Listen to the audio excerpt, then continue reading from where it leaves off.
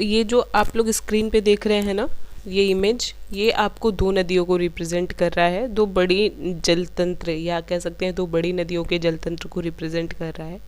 एक तो ये गंगा वाला जो हमने कल पढ़ा था, और दूसरा ये जो आ रही है इस तरफ से, आप देख सकते हो जो मैं रेड पेन से मार्क करते चल रही हूँ, ये सांगपो नदी है। ठीक है, सांगपो या इसी को हम ब्रह्मपुत्र के नाम से भी जानते हैं। तो ये निकलती कहाँ से है, इसका उद्गम क्या है, इसके बारे में आज हम लोग पूरा डिटेल में पढ़ा जाएगा। ब्रह्मपुत्र नदी के बारे में बहुत ही ज़्यादा ये हमारे लिए इम्पॉर्टेंट है। क्यों? क्योंकि अगर हम देखें तो भारत में, उत्तरी भारत में, या हम कह सकते हैं हिमालय से निकलने वाली 3 नदियों में अगर हम देखें तो ये जो गंगा, ब्रह्मपुत्र और सिंधु नदी है, ये हमारे पूरे उत्तर भारत का निर्माण करती है। या हम कह सकते हैं कि जो भारत का हम मुख्य क्षेत्र देखते हैं जहाँ से हमें जो अनाज का उत्पादन होता है, ठीक है, अनाज का उत्पादन होता है, वो मुख्यतः हमारे उत्तर भारत में ही सबसे ज़्यादा उपजाऊ भूमि पाई जाती है। तो सबसे ज़्यादा उत्पादन इधर ही होता है। उसका मेन कारण कहीं ना कहीं ये तीनों बड़ी नदियाँ हैं। ठीक है, चलिए आगे इसको हम देखते हैं और एक एक पॉइंट को बहुत आराम से समझिएगा, सुनिएगा ध्यान से और लिखते चलिएगा। ठीक है, लिखा गया है ब्रह्मपुत्र नदी प्रणाली, यानी कि जो नदी सिस्टम है या रिवर सिस्टम जो है, जिसे हम नदी तंत्र के नाम से जानते हैं, इसके बारे में आपको सिंपल सा पता है कि ब्रह्मपुत्र नदी जो है ये मानसरोवर की झील से निकलती है। ठीक है, लेकिन यहाँ पर कुछ चीज़ें और ऐड की गई हैं। मानसरोवर झील के पूरब में सिंधु और सतलुज के स्रोत के बहुत करीब से निकलती है। ठीक है, इस चीज़ को आप थोड़ा ध्यान दीजिएगा। नॉर्मली जब हम बड़े ऐसे किताबों को नहीं पढ़ते हैं, एक नॉर्मल बुक को पढ़ते हैं, तो हम सबको यही पता है कि मानसरोवर झील से निकलता है। जाहिर सी बात है, मानसरोवर झील से ही निकलता है, लेकिन इनके जो ग्लेशियर हैं वो अलग अलग हैं। ठीक है, झील एक ही है लेकिन ग्लेशियर अलग अलग है, इन दोनों में अंतर होता है। झील में ही ग्लेशियर बन सकता है, ठीक है, झील की वजह से ग्लेशियर बन सकता है, ये सारी चीज़ें हैं। तो याद रखेंगे कि जो ब्रह्मपुत्र नदी है ये मानसरोवर झील के पूर्व में सिंधु और सतलुज नदी का जो स्रोत है वहाँ से, उसके बहुत करीब से निकलती है। और इसे अगर हम और भी बेहतर तरीके से डिफाइन करें तो आप एक पॉइंट यहाँ पर ऐड करना कि ये यांगसी ग्लेशियर से निकलती है। किस ग्लेशियर से निकलती है? यांगसी ग्लेशियर से निकलती है। इस चीज़ को जान लीजिए, इसको लिख लीजिए, यांगसी ग्लेशियर से निकलती है। ठीक है, सिंपल में ब्रह्मपुत्र नदी जो है ये मानसरोवर झील के यांगसी ग्लेशियर से निकलती है। ठीक है, यह सिंधु से थोड़ी लंबी है और इसका अधिकांश भाग भारत के बाहर स्थित है। ठीक है, यानी कि हम कह सकते हैं कि अगर हम सिंधु नदी और ब्रह्मपुत्र नदी दोनों को देखेंगे तो दोनों में सबसे लंबी नदी कौन सी होगी? दोनों में लंबी नदी है ब्रह्मपुत्र, और ब्रह्मपुत्र का भी अधिकांश भाग भारत के बाहर है। ठीक है, यानी कि इसका जो ज़्यादातर बहाव है वो भारत के बाहर होता है। सेम कंडीशन हमारे सिंधु के साथ भी था। सिंधु का भी मैक्सिमम जो एरिया, जो बहाव है वो भारत के बाहर ही है। ठीक है, आगे लिखा गया है यह हिमालय के समानांतर पूर्व की ओर बहती है। ठीक, इस चीज़ को थोड़ा हम यहाँ पर देखेंगे, इसमें देखेंगे तो आप देख रहे हो ये हिमालय है। आप यहाँ पर इमेजिनेशन पावर अपना थोड़ा बढ़ाओ तो आपको यहाँ पर समझ में आएगा ये हिमालय है। ठीक है, हिमालय है। जब आप कभी वास्तविक रूप से किसी मैप को देखोगे या किसी इस तरीके की चीज़ों को देखोगे जहाँ पर ग्लोब वगैरह, ठीक है, या फिर ऐसी चीज़ों को देखो जहाँ से आप समझ सको, जैसे टीवी में भी देखोगे ना, तब समझ में आएगा कि यहाँ पर हिमालय है और हिमालय के पार, ठीक है, हिमालय के पार से हिमालय के ही समानांतर बहती हुई ये कौन सी नदी आती है? सांगपो नदी आती है, और हिमालय के समानांतर ही ये बह रही है। ठीक है, इस तरीके से बहती हुई पूरब दिशा में बह रही है। अभी किस दिशा में बह रही है? पूरब दिशा में बहती हुई आती है। ठीक है, और फिर नामचा बरवा पर, ठीक है, नामचा बरवा पर पहुंचकर यह क्या होता है? यू टर्न लेती है।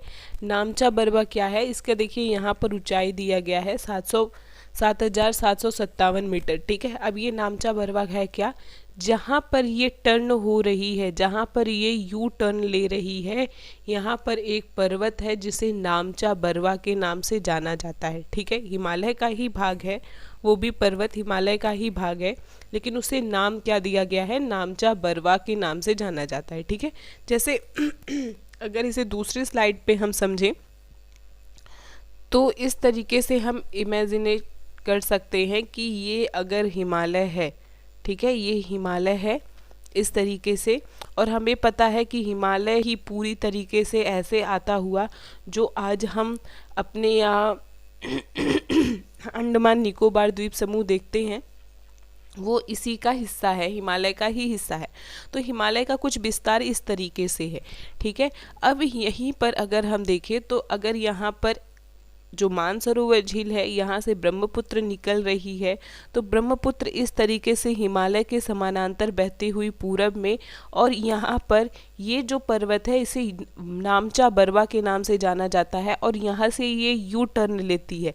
अब आप सोचोगे मैम कैसे ये पर्वत है तो कैसे ये इस पार आ गया है, तो हमने गार्ज के बारे में पढ़ा था कि गार्ज जो होता है वो क्या होता है, नदियों द्वारा पर्वतों को काट करके बनाया गया रास्ता है। तो ब्रह्मपुत्र नदी भी इन पहाड़ों को काट करके यहाँ पर अपना रास्ता बनाती है, और फिर ये कहाँ पर प्रवेश करेगी, भारत में प्रवेश करेगी। ठीक है, शायद इस तरीके का मैप बनाने से आपको ये कॉन्सेप्ट क्लियर हो गया हो। चलिए, तो अभी इतनी चीज़ें हमने जाना कि कैसे ये भारत में प्रवेश कर रही है, नामचा बरवा से ये भारत में क्या करती है, प्रवेश करती है। ठीक है, और फिर आगे क्या लिखा गया है, एक कंठ के माध्यम से, कंठ मैंने आपको बताया था गार्ज कहते हैं। ठीक है, यहाँ पर आप इंग्लिश वर्जन भी देख सकते हो, लिखा गया है गार्ज के नाम से जाना जाता है। और भारत के जिस स्टेट में ये प्रवेश करती है वो कौन सा राज्य है, अरुणाचल प्रदेश। कहाँ पर प्रवेश करेगी, अरुणाचल प्रदेश में प्रवेश करती है, जहाँ इसे दिहांग कहा जाता है। ठीक है, दिहांग कहते हैं ब्रह्मपुत्र को, अभी हम दिहांग के नाम से जान रहे हैं। ठीक, तो हमने क्या पढ़ा, पहले ये जब निकली है तो इसे सांगपो, अरुणाचल प्रदेश में प्रवेश किया तो दिहांग, और यह असम में ब्रह्मपुत्र बनाने के लिए दिबांग और लोहित और कई अन्य सहायक नदियों से जुड़ती है। यानी कि जब ये असम में आएगी, ठीक है, असम में आएगी, उसके पहले ये दिबांग, लोहित और इसकी अन्य सहायक नदियों के साथ मिलती है, और फिर ये ब्रह्मपुत्र नदी के नाम से जानी जाती है। ठीक है, अभी इस चीज़ को और भी हम बेहतर तरीके से यहाँ समझ सकते हैं। देखिए, ये सांगपो नदी आ रही थी और इसने इस तरीके से यू टर्न लिया, यू टर्न लिया तो हम इसे दिहांग नाम से जान रहे हैं। किस नाम से, दिहांग नाम से जान रहे हैं। है ब्रह्मपुत्र नदी ही, लेकिन नाम क्या है इसका, अभी दिहांग नाम है। ठीक है, और अरुणाचल प्रदेश से जब ये आगे बढ़ी तो यहाँ पर देख सकते हैं आप, एक दूसरी नदी दिबांग और एक दूसरी नदी लोहित, ये दोनों आकर के मिल जाएंगे इसमें। ठीक है, दिबांग और लोहित नदी आकर के मिलेगी।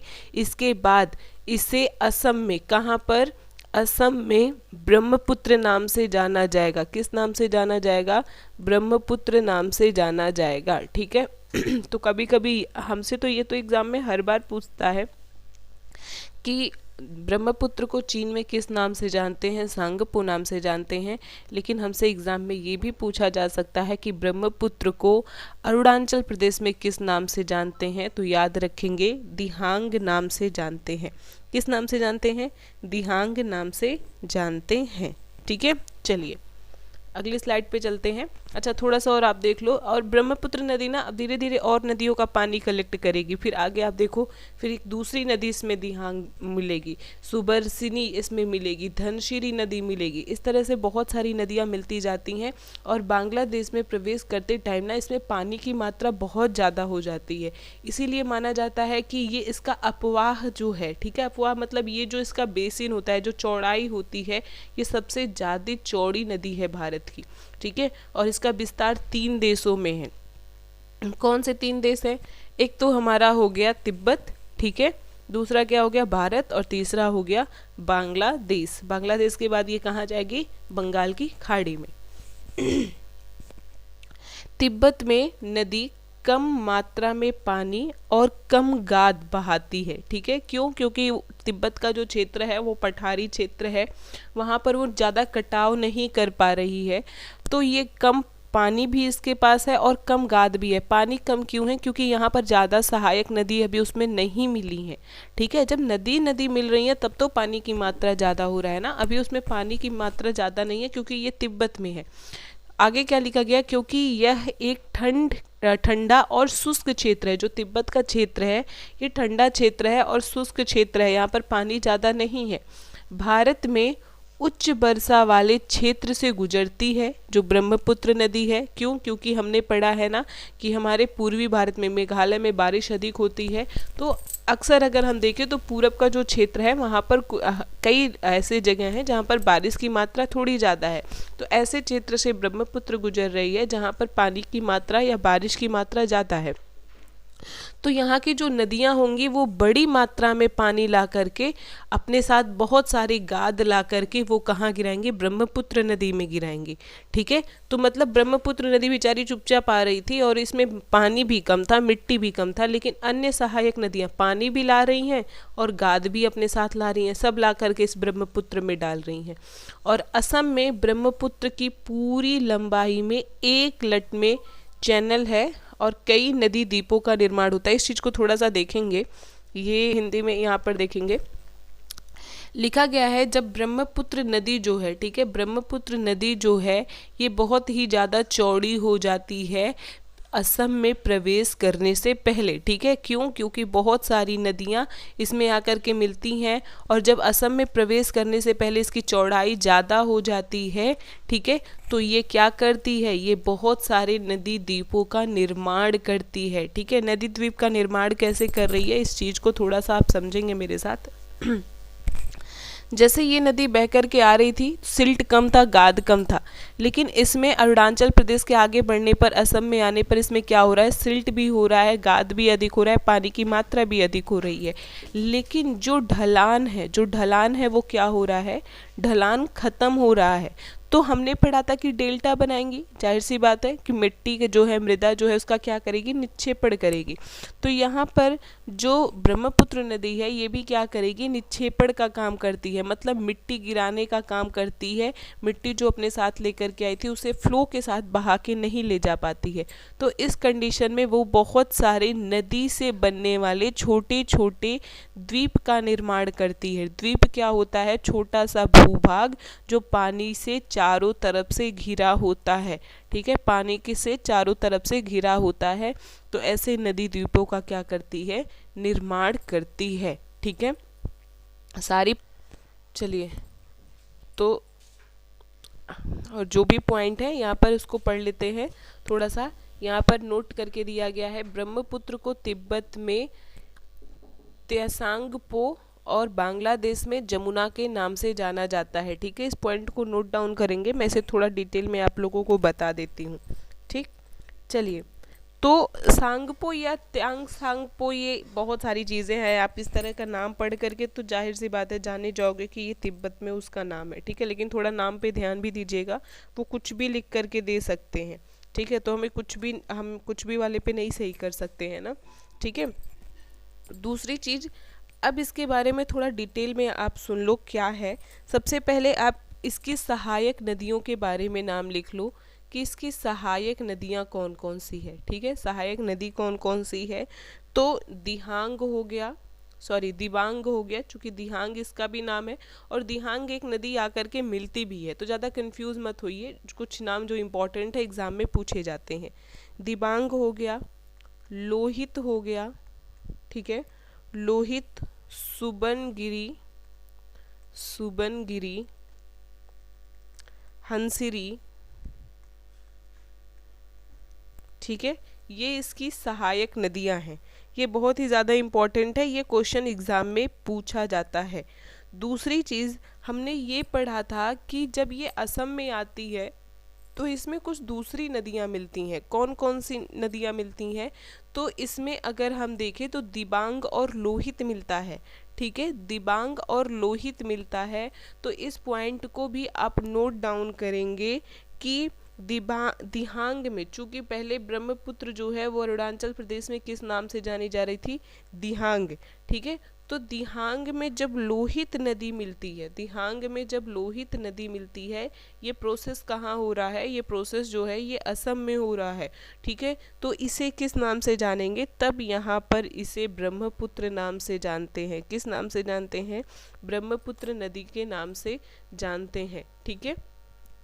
दूसरी चीज़ हमने यहाँ पर पढ़ा कि ये नदी द्वीपों का निर्माण करती है, तो ये भी पॉइंट नोट डाउन करेंगे कि ये सबसे बड़ी जिस नदी द्वीप का निर्माण करती है वो है माजुली। कौन से द्वीप का निर्माण करती है, माजुली द्वीप का निर्माण करती है। इस पॉइंट को नोट डाउन करेंगे। एग्ज़ाम में कभी कभी ये पूछा जाता है कि माजुली द्वीप का निर्माण कौन सी नदी करती है, ठीक है। तो कौन सी नदी करेगी ये, माजुली द्वीप का निर्माण ब्रह्मपुत्र नदी के द्वारा किया जाता है, ठीक। चलिए, तो आगे एक चीज़ और हम देख लेते हैं। कल हमने जब गंगा के बारे में पढ़ा था, तो गंगा के बारे में हमने देखा था कि जब बांग्लादेश में गंगा प्रवेश करेगी, ठीक है, इधर से एक नदी आ रही है गंगा, ठीक है, और जब बांग्लादेश में ये प्रवेश करेगी तो यहाँ पर इसे पद्मा के नाम से जानेंगे। किस नाम से जानेंगे, पद्मा के नाम से जानेंगे। इधर से हमारी आ रही है ब्रह्मपुत्र नदी, और ब्रह्मपुत्र नदी को बांग्लादेश में जमुना नाम से जानते हैं। किस नाम से जानते हैं, जमुना नाम से जानते हैं। ये पॉइंट देखिए यहाँ पर लिखा गया है, ठीक है, जमुना नाम से जानते हैं, लेकिन वास्तविक रूप से ये है क्या, ब्रह्मपुत्र नदी है। अब ये नदी जब आगे चलेगी तो दोनों की जब धारा मिल जाएगी, गंगा और ब्रह्मपुत्र दोनों की जब धारा मिल जाती है तो इसे मेघना नाम से जानते हैं। किस नाम से जानेंगे, मेघना नाम से जानेंगे, और मेघना नाम से ही ये बंगाल की खाड़ी में गिरती है। समझ में आ गया, ये बहुत ही ज़्यादा इम्पॉर्टेंट है। और इस तरह के क्वेश्चन आपके एग्ज़ाम में जब बहुत हाई लेवल के क्वेश्चन बनते हैं ना, तो पूछा जा सकता है कि ब्रह्मपुत्र को बांग्लादेश में किस नाम से जाना जाता है, गंगा को बांग्लादेश में किस नाम से जाना जाता है, गंगा और ब्रह्मपुत्र की संयुक्त धारा को बांग्लादेश में किस नाम से जाना जाता है, तो मेघना नाम से जाना जाता है, ठीक है। तो हमारी ये तीनों नदियाँ यानी कि सिंधु नदी तंत्र खत्म हो गया, गंगा नदी तंत्र खत्म हो गया, ब्रह्मपुत्र नदी तंत्र खत्म हो गया, ठीक है। यानी कि हमने तीनों नदियों के बारे में पढ़ लिया। अब आगे जो हमारा कॉन्सेप्ट है वो क्या है, वो है प्रायद्वीपीय भारत की नदियाँ। देखिए, प्रायद्वीपीय भारत की नदियाँ ना बहुत ही ध्यान से पढ़िएगा। तो प्रायद्वीपीय भारत की नदियाँ, देखिए इसके बारे में हम लोगों ने क्या पढ़ा था, इसके बारे में जब हम स्टार्टिंग में पढ़े थे तभी जान रहे हैं कि प्रायद्वीपीय भारत की जो नदियाँ होती हैं इनके पास जो जल धारण की क्षमता होती है वो कम होती है, ठीक है। क्या होता है उसका रीजन, क्योंकि यहाँ पर जो नदियाँ निकलती हैं वो हिमाद्री से नहीं निकलती हैं। हिमाद्री से कहने का सेंस है कि वो किसी ऐसे ग्लेशियर से नहीं निकलती हैं जहाँ पर पूरा पानी पर्याप्त मात्रा में हो, ठीक है। तो ऐसी कंडीशन में यहाँ की नदियाँ तो जाहिर सी बात है छोटी होंगी, कम पानी होगा उनके पास। लेकिन और भी बहुत सारी चीज़ें हैं, क्योंकि हम अभी तक देख रहे थे कि सिंधु नदी ये भी उत्तर में बह के जा रही है, ठीक है, और हमारा जो गंगा नदी है ये भी दूसरे साइड से बह कर के आ रही है, ब्रह्मपुत्र नदी भी दूसरे साइड से बह कर के आ रही है, लेकिन प्रायद्वीपीय भारत की नदियाँ वो उस दिशा में नहीं जा रही हैं। तो रीज़न क्या है इसका, ये सारी चीज़ें देखेंगे। लिखा गया है प्रायद्वीपीय भारत में मुख्य जल विभाजक पश्चिमी घाटों द्वारा निर्मित है, ठीक है। अब ये कहना क्या चाह रहा है, अब इसको हम एक इमेज के थ्रू देखेंगे। जो पश्चिमी तट के निकट उत्तर से दक्षिण की ओर चलता है, ठीक है। ये कहना क्या चाह रहा है, जब हम मैप को देखते हैं ना, इस तरीके का अगर हम मैप बनाएं तो हमें पता है ये पश्चिमी तट है, ठीक है, ये पश्चिमी तट है, और यहीं पर क्या है, पश्चिमी घाट है। पश्चिमी घाट जब कहा जाए ना, तो आप इस चीज़ को समझा करो कि यहाँ पर कि जो कह सकते हैं कि क्षेत्र जो होगा ये थोड़ा ऊंचाई वाला होगा, ठीक है। तो ऊंचाई वाला क्षेत्र होगा, तो जो भी नदी निकलेगी अगर वो यहाँ से भी निकल रही है ना, तो नदी ये नहीं सोचेगी कि कम डिस्टेंस है यहीं पर गिर जाते हैं, ठीक है। वो ये नहीं सोचे कि कम दूरी है और यहीं पर हमें महासागर, यहाँ पर हमें सागर मिल रहा है, यहीं पर गिर जाएंगे। ठीक है, वो क्या करे कि ढलान का अनुसरण करती है, तो ढलान उसको इस तरफ मिलता है, तो जो मैक्सिमम नदियाँ हैं वो इस तरफ बह करके आएंगी, यानी कि कहाँ गिरेंगी, बंगाल की खाड़ी में गिरती हैं। समझ में आया? तो यही पॉइंट यहाँ पर लिखा गया है, यही पॉइंट लिखा गया है कि प्रायद्वीपीय भारत के मुख्य जल विभाजक, प्रायद्वीपीय भारत में जल विभाजक का काम कौन करेगा, पश्चिमी घाट। कौन कर रहा है, पश्चिमी घाट कर रहा है, जो पश्चिम तट के निकट उत्तर से दक्षिण की ओर चलता है। ठीक है, शायद इमेज के थ्रू पॉइंट समझ में आया होगा। आगे क्या लिखा गया है, प्रायद्वीप की अधिकांश प्रमुख नदियाँ जैसे महानदी, गोदावरी, कृष्णा, कावेरी, ये कहाँ गिरती हैं, पूर्व की ओर बहती जाती हैं, और जब पूर्व की ओर गिरेंगी तो पता है हमें बंगाल की खाड़ी में ही मिलेंगी, तो पूर्व की ओर गिरेंगी और बंगाल की पूरब की ओर बहेंगी और बंगाल की खाड़ी में गिर जाएंगी। ठीक है, और ये नदियाँ क्या करती हैं, अपने मुहाने पर डेल्टा बनाएंगी। क्यों डेल्टा बनाएंगी, क्योंकि ये नदियाँ जब ढलान का अनुसरण करते हुए धीरे धीरे आ रही हैं, तो जाहिर सी बात है कि इनमें ढलान कम भी होगा, और जब ढलान कम होगा तो ये डेल्टा का निर्माण करेंगी। ठीक है, पश्चिमी घाट के पश्चिम में बहने वाली कई छोटी धाराएं हैं, यानी कि ऐसा नहीं है कि सभी नदियां बंगाल की खाड़ी में ही गिर जाती हैं, कुछ नदियां ऐसी भी हैं कि जो बंगाल की खाड़ी में नहीं बल्कि कहाँ गिरेंगी, अरब सागर में गिरेंगी। ठीक है, जिसमें मुख्य नदियां अगर हम देखें तो नर्मदा और तापी है। ठीक है, लेकिन नर्मदा और तापी ये छोटी नदियों में नहीं आएंगी, ये दोनों नदियां कैसी हैं, लंबी नदियां हैं।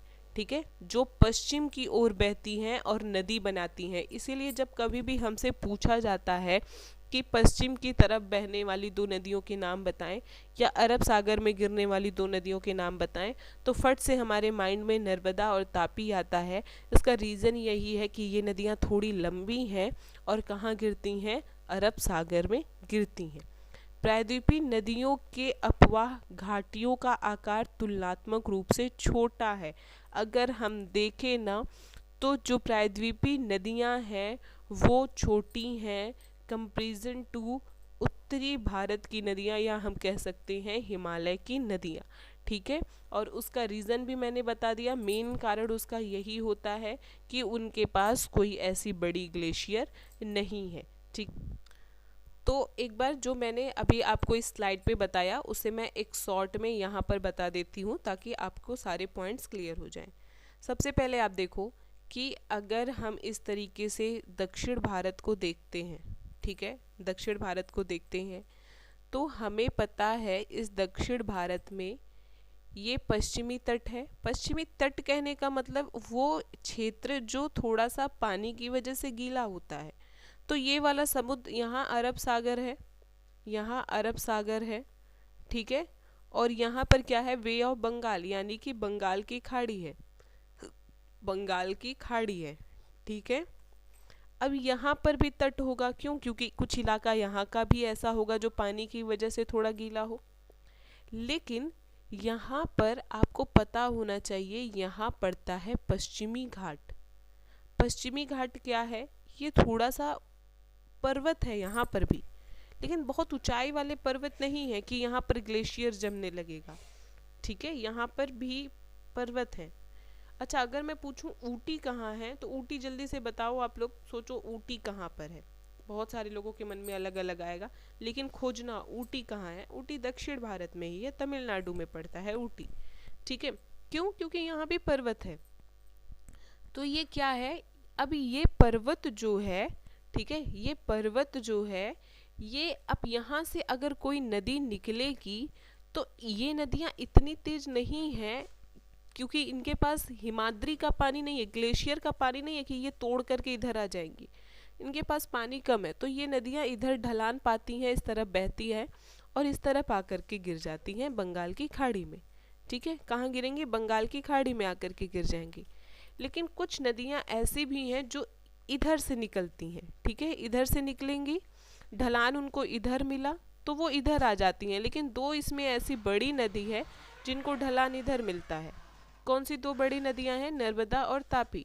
और भी बहुत सारी बड़ी नदियां हैं, लेकिन वो बड़ी नदियों में नहीं, छोटी नदियों में काउंट होंगी। समझ में आ गया ये पॉइंट?